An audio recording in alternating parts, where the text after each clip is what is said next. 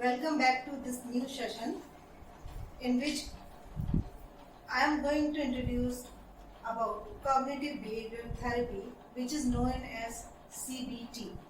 अभी तक विद्यार्थियों आपने बहुत सारी मानसिक बीमारियों के बारे में जाना और हमने उसमें बार बार उल्लेख किया है कि CBT इज वेरी यूजफुल, यानी कॉग्निटिव बिहेवियर थेरेपी का इस्तेमाल बहुत ज़्यादा किया जाता है और वो कई बीमारियों में बहुत ज़्यादा उपयोगी सिद्ध हुई है। तो आइए आज जानेंगे इस सेशन में कॉग्निटिव बिहेवियर थेरेपी है क्या और वो किस तरह से काम करती है। यहाँ आप देख रहे होंगे कॉग्निटिव बिहेवियर थेरेपी को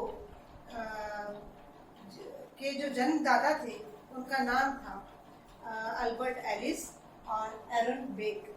अल्बर्ट एलिस ने REBT बनाया और एरन बेक जो मनोवैज्ञानिक थे उन्होंने CBT को इंट्रोड्यूस किया। सन 1955 में एरन बेक ने अल्बर्ट एलिस ने REBT को बनाया और उसे 2 बार संशोधित किया गया, 1973 और 1975 में। और वहीं दूसरी ओर एरन बेक ने CBT पे काम किया और उन्होंने इस चिकित्सा को 1979 में इंट्रोड्यूस किया।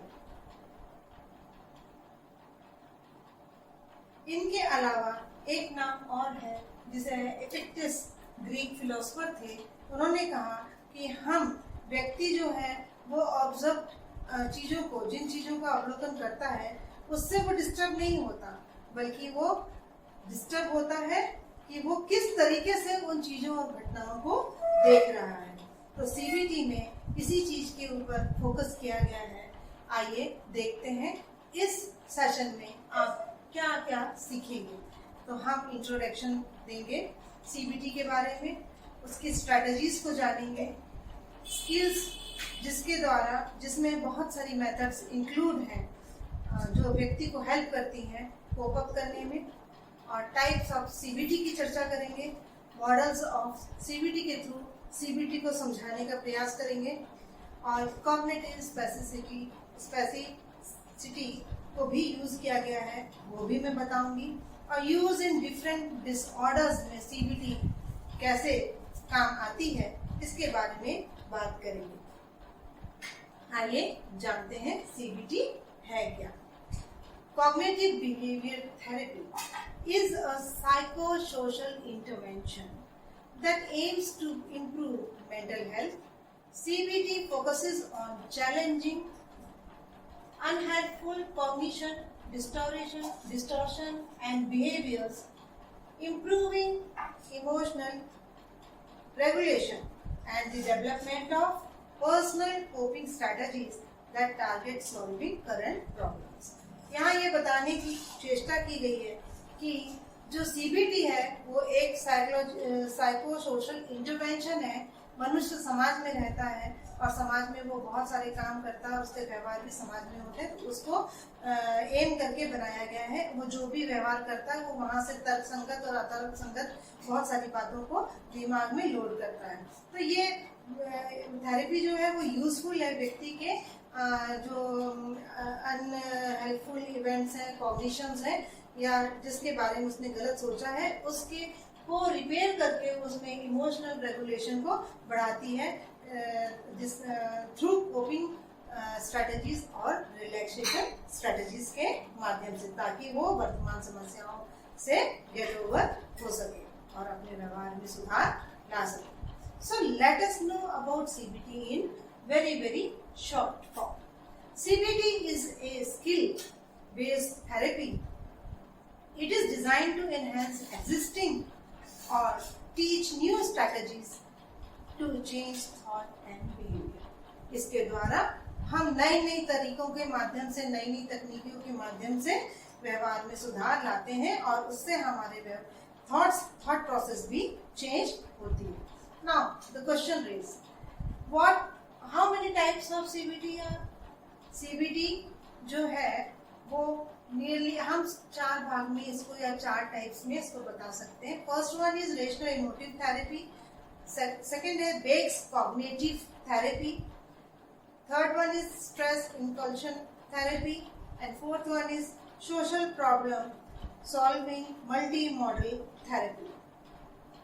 सीबीटी की जो स्ट्रेटजीज हैं, जो टेक्निक्स हैं, वो मेन है कि पहले तो हम नेगेटिव जो भी थॉट्स हैं उन्हें आइडेंटिफाई करें और रिलैक्सेशन और कोपिंग की नई स्किल्स को यूज करें और प्रोग्रेसली हम उसे ग्रेजुअली उसकी प्रोग्रेस हम कराएं व्यक्ति को। इस तरीके से उसने जो गलत सीखा है, गलत संज्ञान किया है, उसे हम रिमूव करके स्वस्थ, मानसिक रूप से स्वस्थ बनाते हैं। यहाँ एक मॉडल में लेकर आई हूँ वो स्किल्स जो सीबीटी में यूज की जाती हैं और व्यक्ति का कॉग्निटिव इम्पेयरमेंट होता है। Skills include different methods of relaxation. First one is cognitive restructuring. हम सीबीटी में जो मेन फोकस किया गया है वो व्यक्ति के कॉग्निशन, जो उसने सीख लिया है, गलत बातों को, गलत प्रतिमानों को, अतार्किक विचारों को, उसको रीस्ट्रक्चर करते हैं, उसकी पुनः संरचना करते हैं। और ये चैलेंजिंग नेगेटिव और अनरियलिस्टिक थॉट जो कि किसकी रिस्ट्रक्चरिंग करते हैं, जो उसने गलत बातें सीख ली हैं या नेगेटिव थॉट्स उसके मन में आए हैं या अनरियलिस्टिक गोल्स हैं उनके बारे में। और इन चैलेंजिंग नेगेटिव अनरियलिस्टिक थॉट्स को हम जिन तकनीक से ठीक करते हैं वो तकनीक है प्रोग्रेसिव मसल रिलैक्सेशन, डायफ्राग्मेटिक ब्रीदिंग और गाइडेड इमेजरी एंड विजुअलाइजेशन। ये वो तकनीक है जिनके माध्यम से हम व्यक्ति की सोचने की प्रक्रिया को चेंज करते हैं। सेकेंडली, इसमें जो फोकस किया गया है वो है बिहेवियरल एक्टिवेशन, जो इंक्रीज करता है व्यक्ति को प्रॉब्लम सॉल्व करने में, उसको गोल डायरेक्टिव बिहेवियर बनाने में और प्लीजेंट एक्टिविटीज की शुरुआत करता है। कुछ चीजें हैं जो एक्सपोज ऑफ के लिए जरूरी होती हैं, जैसे अप्रोचिंग अवॉइडेड सिचुएशन और एक्टिविटी। जितनी स्किल्स हमने बताई हैं उनके माध्यम से व्यक्ति को ट्रेनिंग देकर उसमें आप सुखद परिस्थितियों से दूर करने में, नेगेटिव थॉट्स को रिमूव करने में ये कारगर होती हैं। और इसमें हम सिखाते हैं कि अवॉइडेड सिचुएशन और एक्टिविटीज, यानी वो परिस्थितियां जो आपको दुख देती हैं या जो आप जिनका सामना नहीं करना चाहते, उनको किस तरह से अवॉइड कर सकते हैं, उनसे किस तरह से कोप अप कर सकते हैं। और रिलैप्स प्रिवेंशन भी बताया जाता है, जो कि रिड्यूस करता है आपके नेगेटिव इमोशंस को, नेगेटिव फीलिंग को। यहाँ एक मॉडल के द्वारा सीबीटी को समझाने की कोशिश की गई है। सी मतलब कॉग्निटिव, बी मतलब behaviour and T means therapy. आइए इस सेशन में देखते हैं कैसे व्यक्ति की थॉट प्रोसेस जो है वो अफेक्टेड होती है। ट्रायंगल में आप देख रहे होंगे थॉट ऊपर है और उसके बाद में बिहेवियर है और इधर फीलिंग्स है। तो थॉट, कोई भी घटना जब घटित होती है तो उसके बारे में व्यक्ति के मन में विचार आता है। वो पॉजिटिव और नेगेटिव कुछ भी हो सकता है। अगर नेगेटिव आता है या जो भी होता है वो व्यवहार में परिणित होता है। अगर कोई असुखद परिस्थिति या विचार व्यक्ति के सामने आया या घटना आई तो उसे नेगेटिव फीलिंग होगी और ये नेगेटिव फीलिंग उसके व्यवहार में हमें दिखाई देगी। तो कॉग्निटिव बिहेवियर थेरेपी इसी 3 चीजों का स्टडी करके उसे रीमॉडलिंग और रीस्ट्रक्चरिंग करती है। दूसरा मॉडल आप देख रहे होंगे, इसमें व्यक्ति के कुछ कोर बिलीव्स होते हैं। इंटरनल ट्रायंगल को आप देखिए, व्यक्ति खुद है, उसके अपने लिए कुछ बिलीव्स हैं, कोर बिलीव्स हैं, विश्वास हैं जो उसने बना रखे हैं, जो किसी रूल से संचालित हो रहे हैं। दूसरा उसके बारे में क्या सोचता है और उससे उसका और फ्यूचर में उसका क्या होगा, इस तरह की घटना घटित होती है। और ये व्यक्ति के जैसे ही वो सोचता है वो फीलिंग में कन्वर्ट होता है और फीलिंग व्यवहार में कन्वर्ट हो जाती है। तो ये इंटरकोरिलेटेड है, इसे इस मॉडल के द्वारा दिखाने की कोशिश की गई है।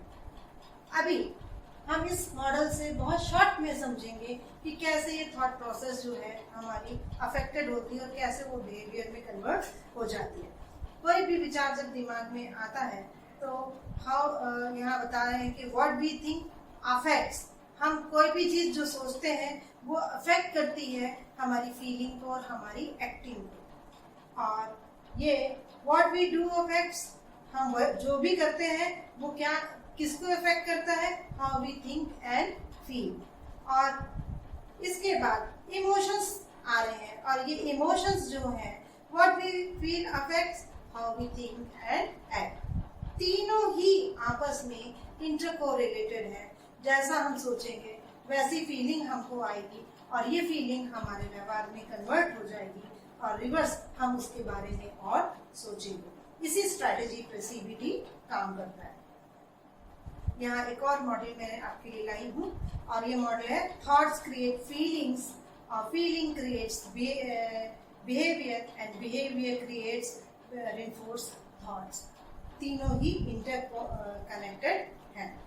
यहाँ पे कॉग्निटिव स्पेसिफिसिटी हमने बताई है, जैसे कि डिप्रेशन में और एंजाइटी में किस तरह के थॉट्स दिमाग में आते हैं और उसे कॉग्निटिव से कैसे ठीक करते हैं। जस्ट फॉर एग्जांपल मैं लेकर आई हूँ, जैसे अभी मैंने आपको बताया था आपके कोर बिलीव्स हैं, योरसेल्फ है, अदर्स है और फ्यूचर। उसमें कैसे तीनों फिट होते हैं। सेल्फ में आई एम इनकॉम्पिटेंट या अनलवेबल, ये फीलिंग मन में आई, खुद के मन में आई। अदर्स यानी दूसरे लोग आपके क्या सोचते हैं, फिर feeling I people do not care about me. और थर्ड फीलिंग फ्यूचर से रिलेटेड है, द फ्यूचर इज ब्लीक। ठीक है, ये डिप्रेशन के पेशेंट में आता है कि मैं कॉम्पिटेबल नहीं हूँ, मुझे लोग प्यार नहीं करते हैं, जो लोग हैं वो मेरी केयर नहीं करते हैं, और मेरा फ्यूचर अंधकार में है। इस तरह की तीनों चीजों को मैंने पिछले स्लाइड्स में आपको बताने की कोशिश की है। इस स्लाइड से योरसेल्फ, अदर्स और फ्यूचर का उदाहरण मैंने अभी आपको दिया।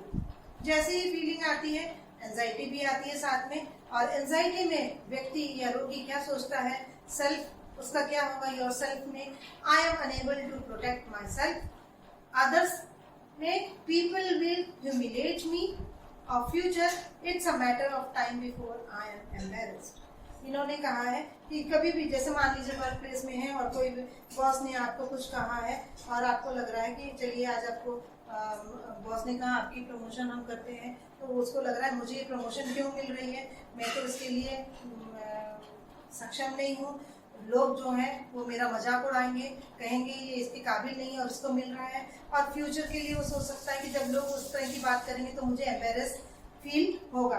तो ये तीनों ही चीजें मैंने एक उदाहरण से भी आपको समझाने की कोशिश की है। अभी यहाँ पर इन्होंने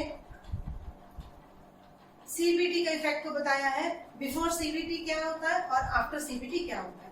कॉग्निटिव और स्ट्रेटजीज की मैंने बात आपसे की, योरसेल्फ और अदर्स और फ्यूचर की भी मैंने बात की, सीबीटी कैसे काम करता है इस पर भी अभी अपन ने चर्चा करी। तो अभी आता है before CBT and after CBT को मैंने एक डायग्राम के थ्रू आपको समझाने की कोशिश की है। बिफोर सीबीटी में एक विचार दिमाग में आया, I am not a good person. ठीक है, फीलिंग आएगी, जैसे ही विचार आया कि मैं एक अच्छा इंसान नहीं हूँ, तो दुख की फीलिंग आएगी कि मैं अच्छा इंसान क्यों नहीं हूँ, या मैं बहुत बुरा हूँ, या लोग मुझसे दूर भागते हैं। और जब ये फीलिंग आएगी तो बिहेवियर होगा कि आप या कोई भी व्यक्ति जिसको ये फीलिंग आएगी वो लोगों से बचने की कोशिश करेगा या लोगों को अवॉइड करेगा। अगर उसको उसकी थॉट प्रोसेस को हमें चेंज करना है सीबीटी के थ्रू, तो उसको कुछ रिलैक्सेशन टेक्निक्स और स्ट्रैटेजीज जिनकी चर्चा मैंने की है वो देकर उसे कोप अप करना या रीस्ट्रक्चरिंग उसकी थॉट्स को करना होगा, और बदले में उसे सिखाना होगा कि आपको ऐसा सोचना है, I am a good person, less sad and lonely. जब वो सोचेगा मैं एक अच्छा इंसान हूँ तो उसे पहले की तुलना में थोड़ा सा कम दुख होगा और वो कम अकेलापन फील करेगा, और इसका परिणाम ये होगा कि वो लोगों को जहाँ अवॉइड कर रहा था वो उनसे मिलना शुरू करेगा। यानी नेगेटिव को आप पॉजिटिव में टर्न करके या कई तरीकों से आप अपनी थॉट प्रोसेस को चेंज कर सकते हैं। यहाँ एक और डायग्राम में लाई हूँ जिससे मैंने ये समझाने की कोशिश करी है कि कैसे ये चेंज होता है, अभी आरईबीटी में कैसे रिलैक्सेशन मिलता है। फीलिंग ऑफ स्ट्रेस, जब भी कोई घटना आई है, स्थिति आई है और आप उसमें अच्छा फील नहीं कर रहे हैं, तो एक विचार मन में आया, I am able to manage. आप तुरंत सोचिए कि अगर आप में नेगेटिव आए तो तुरंत सोचिए ऐसा दिमाग में विचार लाइक नहीं, मैं इस चीज को, इस घटना को, इस सिचुएशन को हैंडल कर लूंगा, मैं मैनेज कर लूंगा, तो मूड आपका क्या होगा, इम्प्रूव होगा।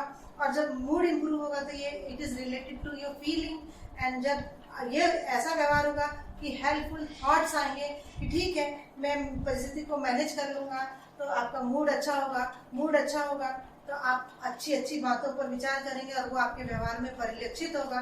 और ये सब होगा एक रिलैक्सेशन टेक्निक के माध्यम से, जिनकी चर्चा मैंने पहले की है। सीबीटी किस किस चीज में यूजफुल है, किन डिसऑर्डर्स में यूजफुल है, वो मैंने यहाँ इंडिकेट किया है। Anxiety, depression, panic disorder, addiction, eating disorder, substance abuse और एंगर और फोबिया में ये इम्पोर्टेंट है। यहाँ एक बात ध्यान रखने की है कि सीबीटी किन लोगों पर यूज करना चाहिए और नहीं करना चाहिए, या करते समय हमें किन बातों का ध्यान रखना चाहिए। तो ये आपको ध्यान रखना होगा कि व्यक्तिगत भिन्नताओं के कारण हर एक पर हर चीज लागू नहीं होती है।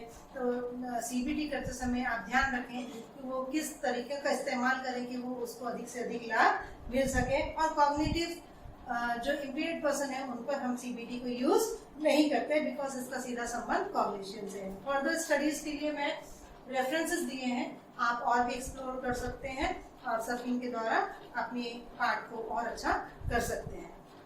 So this is all about CBT. I hope you all understand the concept of CBT.